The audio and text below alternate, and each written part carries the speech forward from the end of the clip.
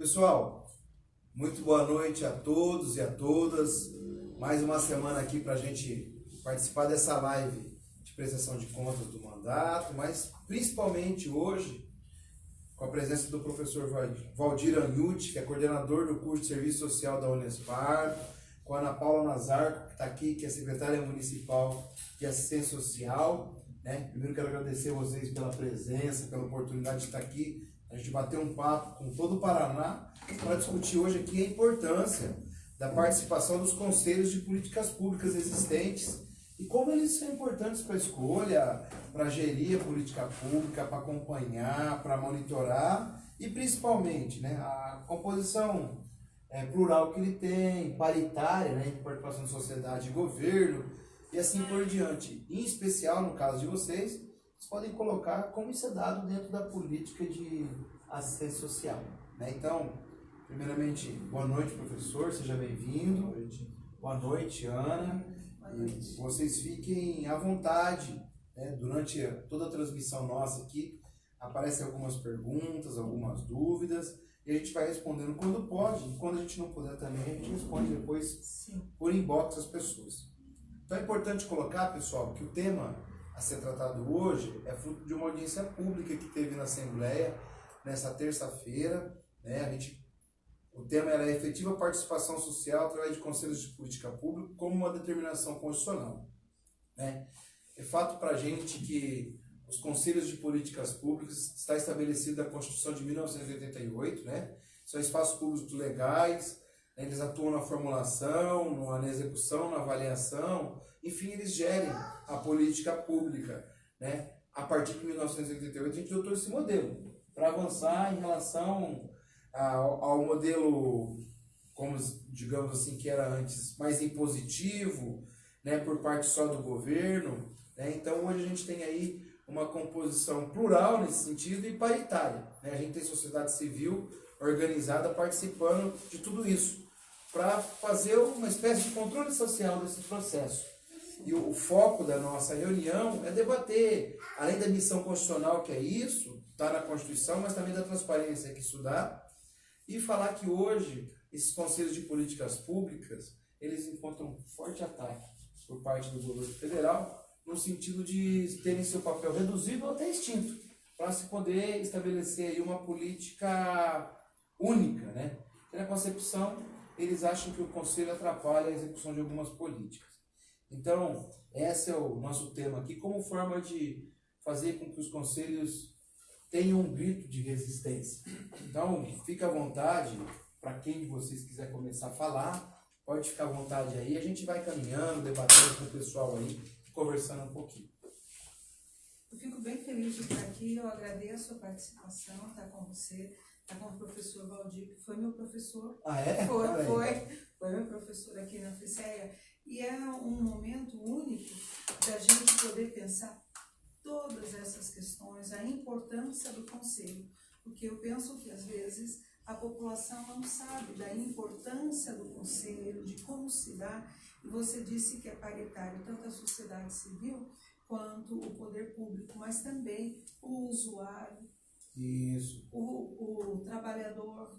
Então é um local, é um espaço onde todas as vozes têm vez. Certo. Então é importante isso. Eu acho uma coisa, tratar desse assunto é fundamental, e essa ação por parte do governo federal em que restringir ou acabar com os conselhos não é uma atitude isolada.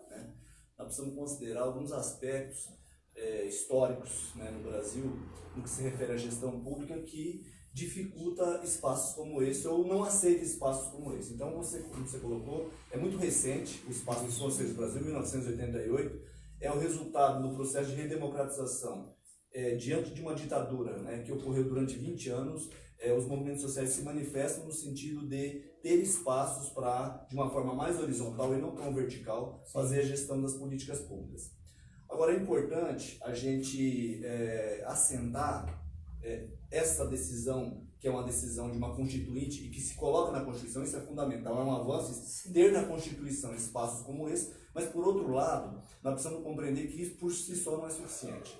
garantir na lei que as pessoas podem participar ou podem exercer o controle social não é suficiente. Eu costumo dizer que a gente precisa também remover o entulho autoritário que ainda está presente no processo de gestão pública nesse país, né? Quando eu falo de entulho autoritário, eu estou falando das diversas práticas cotidianas que a gente tem no âmbito da gestão pública que dificultam, que impedem, que desqualificam esses espaços. Tem um monte de vereador que não concorda com os conselhos e que diz que ele já foi eleito pelo povo, então logo ele já é o representante, portanto, por que tem que ter conselho, né? Então, esse tipo de discurso, ele não contribui para um processo mais democrático no processo de gestão das políticas públicas. E os conselhos estão assentados nesse contexto, né? Vamos resgatar que o Brasil é um dos países que teve um período mais longo de escravidão do mundo. Né? Isso tem um peso para uma ação. O gestor, muitas vezes, ele não aceita, o Estado brasileiro não aceita que as pessoas tenham a possibilidade de participar ou de exercer algum controle sobre aquilo que o Estado está fazendo. Né? Sempre porque foi sempre o contrário. Qual que é a lógica de controle social que prevalecia até 1988? Era o controle do Estado sobre a população. Né? Isso se inverte com essa proposta de controle social, que é a população exercendo controle sobre os gastos públicos, sobre as ações do Estado. E isso não é aceitável por parte de muita gente, né? Eu costumo dizer o seguinte: quando você ouve alguém falar assim, você sabe com quem você está falando? Quer dizer, carteirada que a gente conhece isso no Brasil. já impõe, né? As pessoas têm dificuldade em participar dos conselhos, porque são perseguidas, porque são colocadas na geladeira, porque são mal vistas, porque são as pessoas que... Então, tudo isso é um processo que tem dificultado muito a participação. Em tese, né, na Constituição, ela traz uma cara de como devem ser os conselhos, mas na prática, a gente sabe que a dificuldade para avançar com esses espaços e promover uma gestão mais democrática tem sido muito difícil ainda. O que o professor coloca, gente, é muito importante, porque ele fala que simplesmente constar no papel não é o suficiente. Reflete também a questão do autoritarismo, que a gente vinha acostumado até 88, depois tem essa inversão através do processo legal, mas hoje tem muitas pessoas, muitos governantes, que acham que os conselhos atrapalham a gestão da política pública e mudam, né, o papel dela na concepção dessas pessoas. E por conseguinte, eles tentam, digamos assim, extinguir esses conselhos e diminuir sua participação. Mas uma coisa que a gente também percebe, professor Iana, é que a gente precisa também de uma política de capacitação continuada para quem é conselheiro. Sim. Porque tem muitas pessoas que participam do conselho, e a gente vê em muitos municípios, principalmente nos pequenos, que são sempre as mesmas pessoas, e muitas delas não têm até conhecimento do que está lá. Por ter uma obrigação constitucional, o poder público local forma um conselho, mas as pessoas estão lá, mas de fato não conhecem muito o seu papel. Eu penso assim, sabe, Arilson, Valdir, que é um crescer, é um avançar social. A partir que o cidadão comum, independente dele ser conselheiro ou não, ele se vê um cidadão de direito e que ele tem que ajudar a exercer mesmo esse papel, que seja público, e ele se faz presente. E aí diz lá para os gestores, o que nós queremos é diferente disso que você está propondo, é nessa construção. E estive com o presidente do Conselho Municipal da Assistência Social por 2 anos. Agora o novo presidente desse conselho é o Paulo Antônio, que é das entidades, não é mais governamental. Sim. E posso te dizer que foi tranquilo e que a participação das entidades da sociedade civil, para mim, gerou muita tranquilidade, porque eles verificaram que foi feito com transparência, efetivavam mesmo ali aquilo que estava sendo proposto. É uma construção, não é uma imposição. Justamente. É essa concepção que a gente tem que entender, né? Porque ao perceber que existe na Constituição, muitos transformam num modelo impositivo e não construtivo. E lembrar que a palavra conselho vem do latim concílio, que significa espaço de debate, né? Espaço para reflexão e consulta. Então esse tem que ser o intuito de um conselho. E o conselho, sem dúvida, é quem entende realmente qual política pública é necessária ser adotada. Porque é composto por pessoas que vivem a política pública, que participam dela. Então, hoje, em especial nesse momento que o país vive, a participação popular é de fundamental importância. E se a gente não lutar para que a gente a tenha, a gente vai ter uma democracia só no nome. E não vai existir uma democracia na realização, na execução. De toda democracia na aparência, mas na essência a gente não tem esse processo democrático. E eu queria fazer uma pergunta para vocês dois. Como que a gente pode definir, no campo da assistência social, por exemplo, que é a formação de ambos aqui, qual que é a importância do Conselho da Assistência Social Municipal, estadual, para a definição da política pública de assistência social? Isso, falando isso, nós vamos ter até conferência municipal agora no final do mês. Quero convidar vocês para estar participando conosco, será dia 30 e dia 31. Quem é de Apucarana aí, dia 30 e 31, onde vai ser, professor? Vai ser no Centro de Convivência do Idoso, ali na Avenida Aviação. Lá, Centro de Convivência do Idoso, na Avenida Aviação, dia 30 e 31, Conferência Municipal de Assistência Social. Ali é bom a gente pensar também que é Conselho Municipal, Estadual e Federal. Então, esses conselhos têm que ser fortalecidos. Em todas as esferas, elas têm que ser fortalecidas. Penso que o Valdir, com maior amplitude, até pedagógica, vai explicar, né? Mas, para mim, ali, pensando de modo muito prático, o conselho, ele é necessário mesmo, porque vêm as demandas e dizem, ei, vamos, e eu também, enquanto gestora, hoje estou, também posso colocar, porque às vezes só você estando no lado, você não consegue entender o outro lado. Então é um espaço. Antes, quando eu trabalhava na entidade, eu tinha um olhar, hoje eu tenho um outro olhar também. Sim. E nesse completar é que a gente vai melhorando. O Valdir colocou aqui que tem muitos entulhos mesmo, né? E aí a gente vem com uma intenção sempre de mudar. E a mudança não é fácil. Mas dentro do Conselho Municipal da Assistência Social, esse conselho é vital mesmo na transparência, na efetivação, no estender, no alongar a visão, no alcançar lugares que talvez ali na gestão diária você não dá conta. Então, quando tem uma reunião que todos se posicionam, isso melhora, aumenta a visão que a gente tem do todo. Bacana. Os conselhos, vamos considerar que eles têm os seus limites, né? Nós temos que considerar que nós estamos num processo da democracia, no capitalismo, na democracia burguesa. Sim. Não é a democracia para todo mundo, né? Mas, de qualquer forma, qual é a importância dos conselhos, do meu ponto de vista, né? E mesmo tendo os seus limites no âmbito de uma democracia burguesa, é que não é um espaço em que há a possibilidade de você colocar na agenda discussões que não estariam na agenda se não fosse existir esses conselhos. Então, é importante entendê-lo como um instrumento de gestão. Instrumento de gestão. Por que instrumento de gestão? Porque a gestão, ela pode se utilizar das discussões que ocorrem no conselho para você tomar determinadas decisões. Entendi. Então, veja bem, eu como assistente social posso ter assim, muito claro, muita clareza técnica para elaborar um projeto e para querer implementar um projeto. Só que eu não posso elaborar esse projeto e executar e implementar esse projeto de acordo com as minhas convicções apenas, né? Tecnicamente eu sei como fazer isso. No entanto, a discussão que ocorre no âmbito de um espaço de conselho, ou mesmo da conferência, é fundamental para trazer outros olhares, inclusive do usuário, que vai se utilizar daquela política.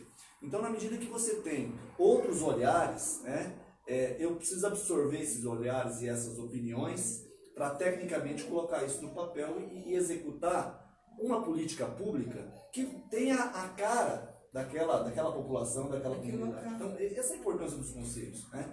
Quando você tem uma discussão mais plural, mais aberta, não tão impositiva, porque o que acontecia antes? O sujeito pensava um projeto lá em Brasília e implantava a goela abaixo no país inteiro, como se as realidades fossem iguais, homogêneas. Você tem um bairro aqui de Apucarana, da periferia, que é completamente diferente da Zona Sul, que é completamente diferente da Zona Norte. Então, se você não conhece essa realidade, se você não discute com as pessoas, né, quais são as demandas, quais são as prioridades daqueles, você corre o risco de pensar uma política pública que não tem nada a ver com aquela população e que não vai atendê-la. Então, o espaço do Conselho como instrumento de gestão, ele serve para quê?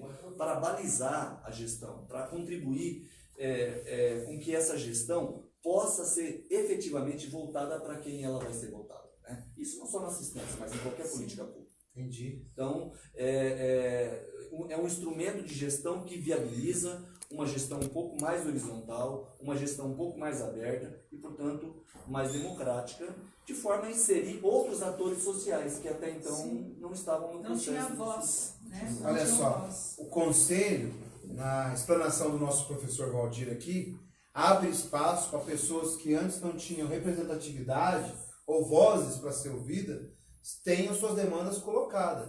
E um fato muito importante na fala do professor é que a gente não pode tratar os desiguais na política pública de forma igual. Porque justamente por eles serem desiguais, estar num ambiente desigual, precisam de políticas diferenciadas para ter equivalência e melhorarem suas condições de vida. O Conselho, gente, vem para fazer esse papel também. Então, quando a gente tem um debate nesse sentido, de entender o papel do Conselho, vai para além da questão de controle social, vai para além do papel de transparência, mas vai no papel de balizador da política pública, do envolvimento da sociedade.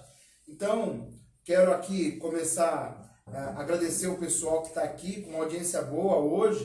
Está aqui o Valdir de Pádua, está falando que o som está baixo. Nós acabamos de resolver o problema aqui. Obrigado, Valdir. Valdir, que é lá da cidade de Arizona. O José Carlos dos Santos, um abraço, que é aqui de Apucarana. O Josias Docionato, o Wilson Rubens, a Thaís Rafaela, o José Carlos, a Tina Tonetti, que é lá da cidade de Jacarezinho, a nossa companheira Sueli, que é da cidade de Andirá. Está aqui o Visoto, da cidade de Paraíso do Norte. O Josias, da cidade de Jardim Alegre, aqui também mandando um abraço pra gente. O Newton de Paula, da cidade de Mandaguari, um abração. O Bruno, que é da cidade de Londrina. Vocês estão vendo que a nossa audiência está espalhada pelo estado para discutir esse tema importante, né? A gente vai ampliar um pouco mais o debate, mas eu quero também fazer aqui um agradecimento ao pessoal que participou essa semana lá com a gente sobre essa audiência pública. O Cássio Moleto, que é do Conselho de Educação da cidade de São José dos Pinhais, a Jocely Colasso, que é da SUDES, da Secretaria de Assuntos Institucionais do Governo, o Adilson Tremura, que é o presidente do Conselho Municipal de Saúde da cidade de Curitiba, a Simone Gomes, que é representante do Conselho Estadual de Assistência Social, esteve lá com a gente, a Maria Leonina Cunha, que é do Conselho Estadual de Direito da Criança e do Adolescente, o André Avelino, presidente do Conselho Estadual da Juventude, um abração, obrigado pela presença. O Jorge Ney Neves, do Conselho Estadual do Idoso, esteve lá conosco também. A Sandra Dolores, que é da Associação Fênix. O Silvio Fernandes, ouvidor da Sejuf, que é a Secretaria de Estado de Justiça, Família e Trabalho, está corrigido aqui. A Jussara, que é da ACT, que é a Associação dos Conselhos Tutelários do Paraná, que é conselheiro tutelar lá no Pinheirinho, no bairro de Curitiba. O Orlando Boletti, do Conselho Estadual das Cidades. O Ricardo Vilarinho, que é do Concitiba, Conselho da Cidade de Curitiba, um abração para você. E a Priscila, que era representante do Conselho de Psicologia Estadual. Gente, muito bom debate. Eu queria acrescentar um elemento, né, à vontade, nessa professor. discussão de mostrar a importância que tem esses espaços. Porque eu acho que a grande importância dele é que esse espaço ele tem que influenciar as decisões que são tomadas pelo poder público. Como eu disse, esse entulho autoritário, né? Esse achar que quando eu chego ao poder eu tenho que tratar aquilo como se fosse o quintal da minha casa, precisa ser superado, né? E aí os conselhos têm um papel importante nesse processo, porque imagine você, vamos pegar o Conselho da Criança e Adolescente, a todo momento vem a discussão da redução da maioridade penal, né? Sempre. Ano a ano, sem qualquer debate, sem qualquer aprofundamento teórico sobre o assunto. Qual que é o papel de um Conselho da Criança e Adolescente, por exemplo? Se posicionar politicamente. Tensionar a sociedade a entender determinadas coisas que muitas vezes as pessoas não têm compreensão e ter uma posição política sobre isso. Então, eu acho que esses espaços têm um papel fundamental. Isso é exercer controle social. Porque, assim, a gente precisa dizer também que não tem controle social se não tiver participação. E quando a gente fala de participação também, não pode ser qualquer participação. Eu posso participar de um conselho, entrar mudo e sair calado. Mas eu posso entrar num conselho e me posicionar e dizer o que eu penso e me manifestar e trazer elementos que possa alterar uma determinada ideia para uma outra, né? Então eu acho que esse é o papel desses espaços e eles têm sim importância no sentido de balizar e controlar de fato as ações do poder público. Por quê? Porque a coisa pública não é de um grupo de amigos, a coisa pública Isso é é de todo importante, mundo. importante essa fala do professor Valdir aqui. Também está aqui a Joana Martins, lá de Curitiba, mandando um abraço. A Vitória Correia, que é da cidade de Vaiporã, mandando um abraço, tamo junto. O João Flávio, que também é da cidade de Mandaguari. O José Carlos Santos falou, secretário Lazar, que é fera no assunto, tá escrevendo Quem aqui. escreveu? José Carlos Santos, tá mandando um abraço aqui. Ó. O Cleison Souza, que é secretário lá da cidade de Mandaguaçu, tá mandando um abraço pra gente. A Viviane, o Paulo César Dorfini Campanholo, um abraço para vocês também. Eu tenho mais um pessoal que está aqui no Instagram. Boa noite a você no Instagram. Quem está aí com a gente, Luan? Olha, o Cabo Fraga, vereador, está aqui mandando Lá da um cidade de abraço. Santa Mônica. Um abraço para o Cabo Fraga. O Marcelo Bodybuilding também está aqui parabenizando pela live, um tema excelente aí. Obrigado. O pessoal da Clínica Popular de Apucarana, a Juliana está por aqui, Carolina e Ana. Olha, tem bastante gente aqui no Instagram, começou a entrar agora, deu até uma travada aqui. Um abraço também para o João, parabéns pelo tema, muito importante levantar essa bandeira, tendo em vista os ataques que sofremos recentemente. Parabéns pelos convidados hoje, deputado. Obrigado, são convidados de alta qualidade. Está aqui também o Gianni Guerreiro Camitani. Professor aí é nota 10. Abraço, está mandando para você aqui, professor Valdir. Deve ter sido seu aluno. Tá elogiando bem, ou é teu aluno, Gianni Guerreiro Camitani. Um abraço para vocês aí, obrigado da audiência, de estar acompanhando a gente aqui. A gente está tratando de um tema que no momento agora é muito sério por conta da onda de retrocesso, né? A gente pode ampliar aqui, professor Valdir e Ana Paula, que toda vez que o capitalismo entra em crise, o primeiro a ser atacado é a área social, que vira moeda de troca para a economia crescer. Então, começou na Previdência, que está dentro, a Previdência está dentro da política da assistência, da Seguridade Social, começou na Previdência, avançou para a educação já, principalmente no ensino superior. A gente veio debatendo, antes de você chegar aí, o professor aqui, o Futurice, que é uma ponte para 1820, mais ou menos, né? Esse Futurice que estão lançando aí, a Lei Geral das Universidades, a gente acabou discutindo um pouquinho, e também o desmonte que tem do SUS. Então, assim, as políticas sociais, de uma forma geral, previdência, seguridade social, assistência social, educação, saúde, vão virar moeda, vão virar dinheiro, serviço vendido que hoje é gratuito, se a gente não cuidar. E os conselhos públicos têm o intuito de impedir isso, né, de defender essa causa. Aí vocês podem tecer as considerações de vocês. Como que dá, professor, secretária Ana, o conselho aqui hoje? Como que ele é colocado na cidade de Apucarana? Qual que é o papel dele, por exemplo? O Conselho Municipal, que você foi presidenta até dias atrás, sim, aí, do Conselho Municipal de Assistência Social. Como é que é isso? Dentro da Secretaria da Assistência Social, nós temos mais do que o Conselho Municipal da Assistência Social. Também tem do Conselho da Criança e do Adolescente, certo, do idoso, da pessoa com deficiência, da igualdade racial. Nós temos o Conselho Municipal de Segurança Alimentar e Nutricional.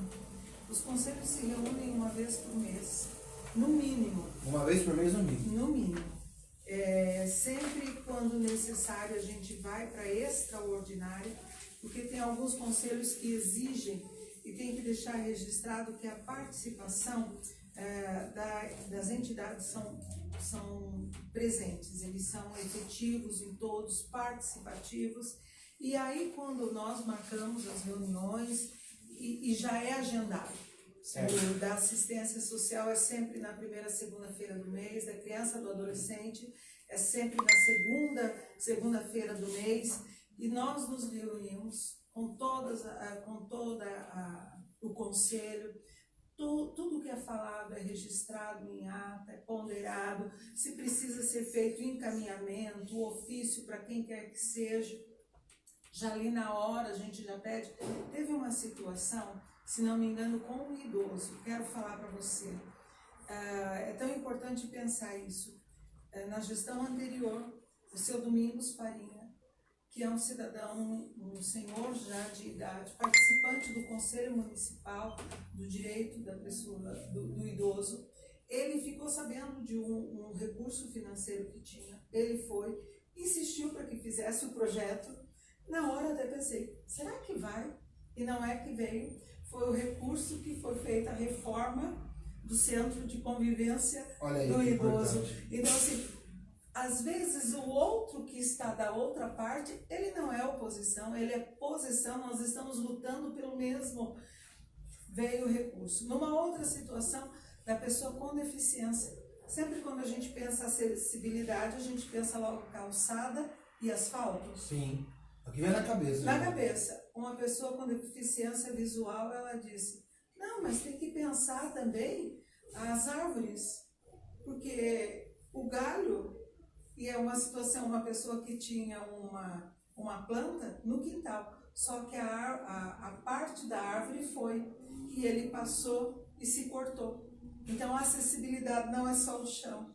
A acessibilidade também é o aéreo, porque quem não enxerga, não enxerga. Não é só o chão que ele não enxerga, ele também não enxerga em cima. E ali foi surgindo situações que a gente foi ponderando. Olha, é necessário que faça isso, é necessário que veja isso.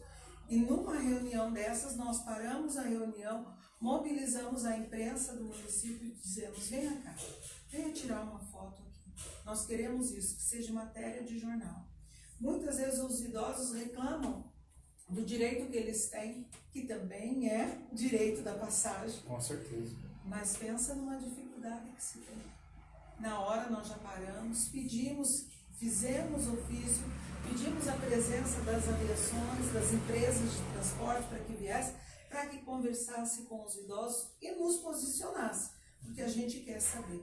Então, é dinâmico, sabe? Isso que eu acho interessante. E tem que ser dinâmico, e a resposta tem que vir. E rápido, né? E rápido. A resposta tem que ser rápida. A resposta tem que ser rápida, senão deixa de ser efetivo.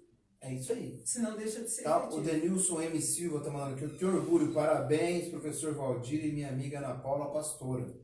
Também está o Roberto Carvalho mandando um abraço para a gente aqui, e o Bruno dizendo, valeu, professor.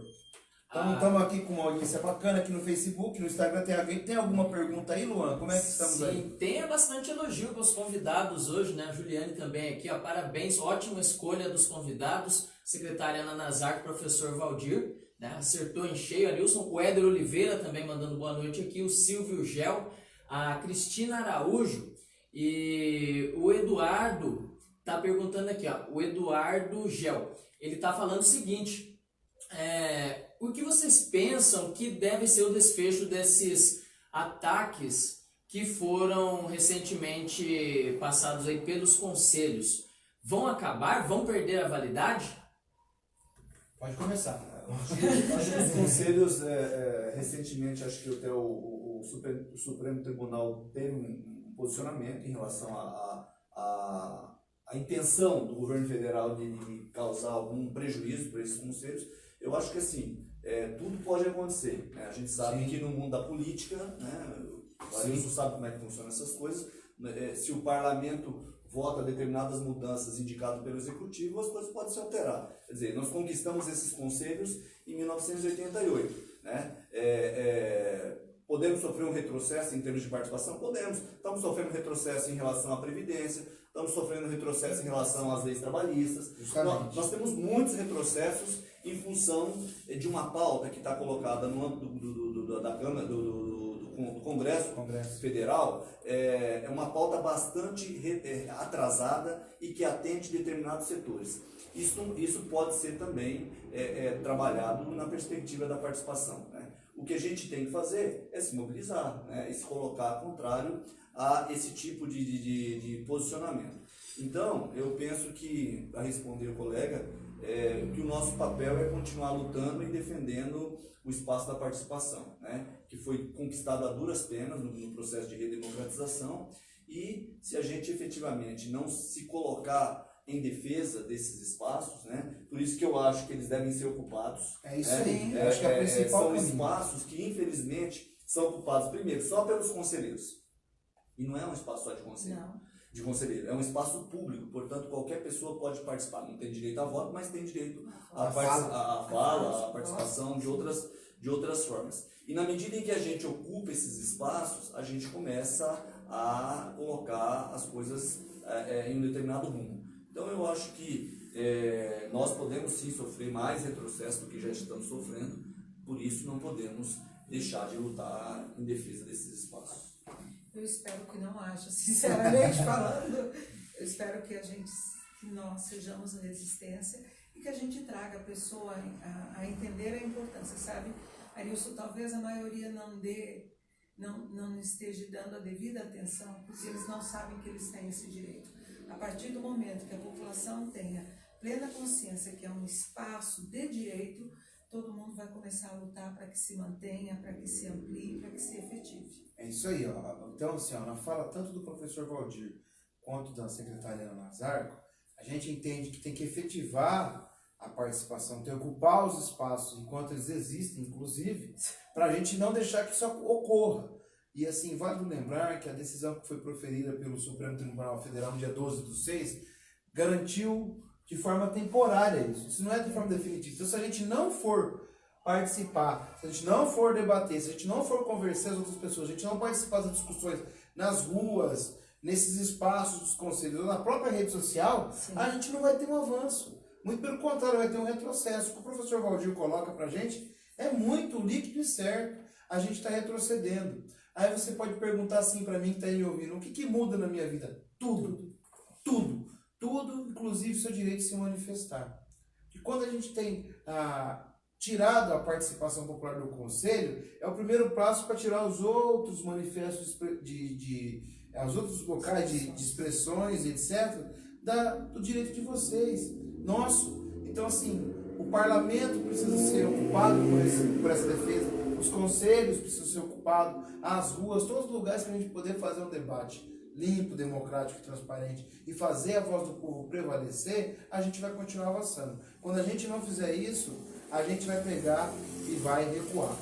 Então, assim, é importante a gente entender isso. Tem mais pergunta, Lu? Sim, a Gabriela Betelli está perguntando aqui a respeito dos cortes orçamentários para a política de assistência social dentro do governo federal, especificamente nesse sentido da assistência social.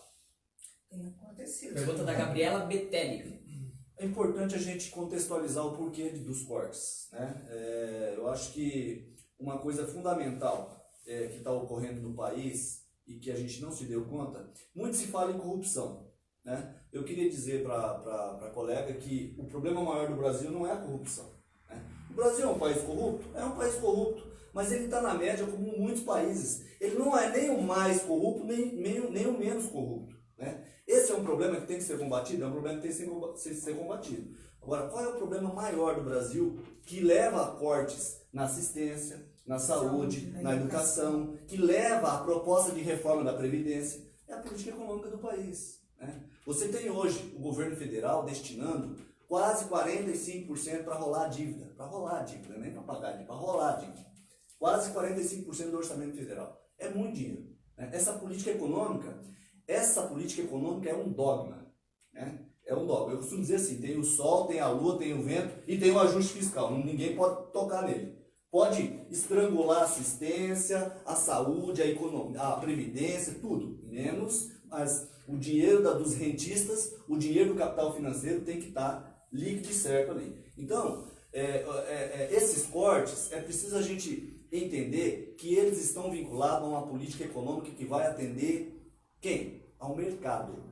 E quando a gente fala do mercado, quando a Miriam Leitão, no primeiro jornal da manhã, diz o mercado está nervoso, quem que é o mercado? Vamos perguntar quem que é o mercado. O mercado é pouco mais de 30 mil pessoas no mundo, que são os grandes banqueiros, que comandam as economias de muitos países, né? Então, para atender essa gente, nós precisamos fazer o quê? Precisamos fazer ajuste fiscal, precisamos fazer reforma da Previdência, precisamos cortar da assistência, precisamos cortar da educação. Mas não é só essa questão também que envolve a financiarização da economia. Nós temos setores sendo privilegiados em detrimento de outros.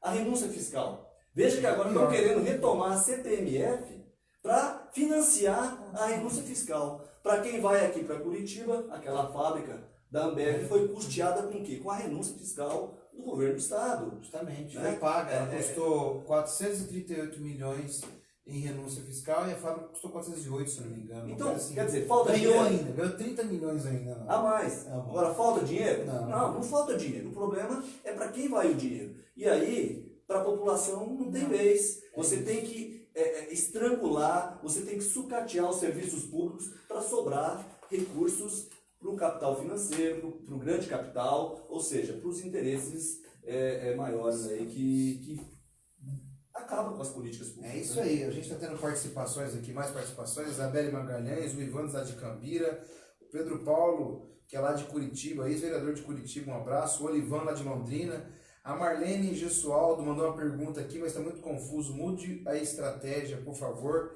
a gente não consegue entender o que quer dizer, por favor, você pode completar. O Alex Bosque, que é da cidade de Mandaguaçu. Eu quero complementar a fala do professor Valdir aqui, ajudar um pouco mais no debate. Então, toda vez que o mercado participa de algo, principalmente o banco, quem perde é o povo. Quando a gente vê a Bolsa de Valores bater 100 mil pontos, tirou de alguém, e é do povo. A reforma da Previdência é um caso clássico e claro disso. Enquanto a gente tiver uma lógica econômica voltada para o grande capital, para o capital especulativo, que eu chamo de capital vadio, que é o capital que não gera trabalho, não produz, não faz nada, a gente vai ter esse problema. Para você ter uma ideia, vocês são conhecedores disso, obviamente, em 2017 o governo brasileiro, em janeiro, encomendou um estudo para o Banco Mundial, pedindo quais áreas eram precisas ser refeitas, ser repensadas, para a gente fazer a economia do país avançar. O Banco Mundial retornou um estudo chamado Um Ajuste Justo, que falava que setores precisavam ter o gasto diminuído. Quando vem a palavra gasto, ligada à educação, saúde e assistência social, a gente já vê qual que é o pensamento deles. A gente que está aqui, nós três entendemos, e mais alguns que estão aí nos ouvindo, entendemos que recursos disponibilizados para essas áreas são investimentos. Eles entendem de gasto. Nisso foi o processo de austeridade fiscal, da qual privilegia essa política de pagamento de juros da dívida do Estado, ou ainda de rolamento dela, em detrimento de investimento. Por isso a gente está vendo um desmonte nesse sentido. E está começando a ficar visível. Hoje de manhã eu estava saindo para ir para a padaria, aqui no centro da cidade, e a gente começa a perceber o número de pessoas que estão perambulando pela rua sem ter acolhimento, né, secretário? Eu sei que vocês fazem um esforço tremendo da prefeitura, mas está aumentando, né? O número de pedintes, o número de pessoas em extrema necessidade. Claro que a função econômica tem um papel representativo nisso, porque tem muitos desempregados, mas a modalidade de diminuir o papel do Estado faz com que isso aumente. A mão do Estado não está chegando mais tanto, porque eles estão fazendo políticas como essas leis que a gente está debatendo, essa término aí dos conselhos praticamente, para que o Estado seja diminuído no seu papel. A gente tem um Estado mínimo de verdade. E é uma política suicida, né? Na medida em que você reduz a renda da população, arrocha salário, na medida em que você retira serviços, a economia trava cada vez mais. Justamente. Eu não sei quanto tempo que a gente tem aqui ainda. O Luan que está controlando o tempo para nós, ela não vai dar uma olhadinha. Já está em cima. Mas eu só queria trazer um elemento importante, à vontade. Que eu acho que vale a pena e que serve para a gente entender os conselhos. É preciso ter clareza que os conselhos, mas qualquer outro espaço público, tem uma dimensão política, né? No sentido de que de se fazer escolhas. Né? E eu costumo dizer também que o orçamento público é uma questão fundamental para os conselhos, que a gente não tem discutido nos conselhos, a questão do orçamento. O orçamento, ele tem uma dimensão política. Né? Por quê? Muita gente diz o seguinte, não, orçamento é uma questão técnica, não tem nada a ver com a população. Por que a população tem que se meter com o orçamento? Não, ele é técnico, mas ele é essencialmente político, eminentemente político. Por quê? Porque uma peça orçamentária, ela é feita de escolhas. Com certeza. Ela é feita de escolhas. O PPA, a LDO, a lei orçamentária são escolhas. E essas escolhas vão afetar direto ou indiretamente a vida da população. Então, é importante que os conselhos comecem a se preocupar em conhecer melhor como funciona o processo de construção das 3 peças orçamentárias. Para começar a intensificar o seu debate e tensionar o poder público, seja o legislativo, seja o executivo, no sentido de atender determinados interesses. Né? Se a gente pegar o orçamento federal, vai estar muito claro que o compromisso do governo federal não é com a população, mas é com o capital financeiro. Justamente. Ali está expresso nas peças orçamentárias. Com certeza. Se você pegar o orçamento executado do ano de 2018, você vai ver lá que quase metade dos recursos públicos do governo federal foram destinados a um setor específico, que é o que menos precisa, enquanto a grande maioria da população sofre o arroxo, o ajuste que é imposto para atender pouca gente nesse país e no mundo. É isso aí, ó. Consideração importante do professor Valdir. Infelizmente, o nosso tempo está se esgotando. Um tema muito bacana de debater, que sobraria tempo para a gente discutir, não acabaria. Vai a noite toda. Mas eu passo para vocês fazerem as considerações finais, né? Eu sei que você tem um compromisso agora, tem que sair, então fica à vontade para fazer primeiro. Eu só quero agradecer a oportunidade e o prazer de estar com vocês e pensar assim, que nós somos resistência. Então vamos continuar, né? Lutando, avançando, crescendo, e que a população mesmo, que nós, essa é a nossa vez. Essa é a nossa vez. Que a gente avance e não retroceda a ponto de que a próxima geração avance mais. É isso aí. É uma construção e nós vamos construir. Obrigado Eu pelo privilégio. Um abraço a todos que estão agradeço. aqui conosco. Nós que agradecemos o prazer de estar aqui e aprender com vocês. O professor, fica à vontade. Também queria agradecer ao espaço, a oportunidade de estar aqui discutindo um assunto, né, e já fico à disposição para outras discussões que queiram fazer, e dizer da importância, né, que de fato é a gente discutir os espaços de participação que nós, sejam aqueles que estão previstos constitucionalmente, mas também aqueles que não estão na lei, né? Nós sabemos que tem muitos fóruns informais que acontecem, que as pessoas discutem, que as pessoas fazem um processo coletivo de defesa dos seus interesses. Então eu acho que a gente tem que continuar defendendo isso e ocupando ao máximo esses espaços para não deixar que a raposa tome conta do galinheiro. Ó, fala importantíssimo. A verdade é uma só. Não tem espaço vazio na discussão política. Se você não ocupa, aquele que pensa ao contrário de você e tem uma visão diferente de você, que acha mais importante a gente dar dinheiro para a Bovespa, Bolsa de Valores de São Paulo, do que distribuir e fazer justiça social com as vilas de Apucarana, com as cidades mais pobres do Vale do Ivaí, do nosso Norte Pioneiro, tem gente participando aqui, vai prevalecer. Então fica aqui o nosso recado. Para finalizar, eu quero dizer para vocês que a gente entrou com um projeto de lei essa semana, alterando uma lei estadual, o projeto 5838, que cria, dentro da política do idoso, a implementação de casas de convivência, de assistência e de interação com o idoso de baixa renda, né? Que o Estado fomente isso. É um projeto de lei que está aí na nossa página no Facebook.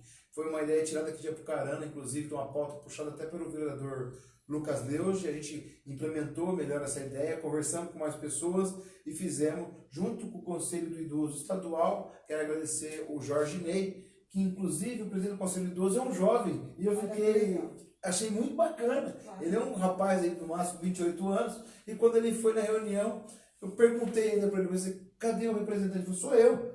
Aí ele falou assim, olha, para você aprender não basta ser idoso para você participar do Conselho do Idoso, basta você se sentir no direito de defender o ser humano que precisa. Então aí, um abraço para vocês. Enquanto você se despede aí, o Requião Filho, o deputado Requião Filho, mandou um recado para você. Não esqueça de pedir uns votos para mim. Ah, o Requião Filho, um abraço. Você já teve bastante. Um abração, meu irmão. Tamo junto aí na caminhada. É um grande companheiro aí, Requião Filho, nosso grande defensor das políticas públicas do Estado. Seu pai foi um excelente governador e eu sei que você vai continuar esse mesmo caminho. Tamo junto, Requiãozinho. Para finalizar, gente, agradecer e estender a vocês que hoje a gente está aqui em Apucarana. Amanhã a gente começa o dia cedo na cidade de Califórnia. Depois a gente vai para a cidade de Mandaguaçu, Presidente Castelo Branco, Orizona. E terminamos o sábado lá em Cascavel, batendo um bolão, conversando de política pública também lá em Cascavel e das universidades e também uma atividade de cunho partidário. Gente, bom final de semana. Deus abençoe todos vocês. Obrigado mais uma vez, professor Valdir, Ana, pela aula, pela importância. E as perguntas que a gente não respondeu, eu me comprometo a passar para eles aqui, para a gente responder. Eu vi que tem 3, 4 que está sem responder aqui. Nós vamos conversando. Obrigado, gente.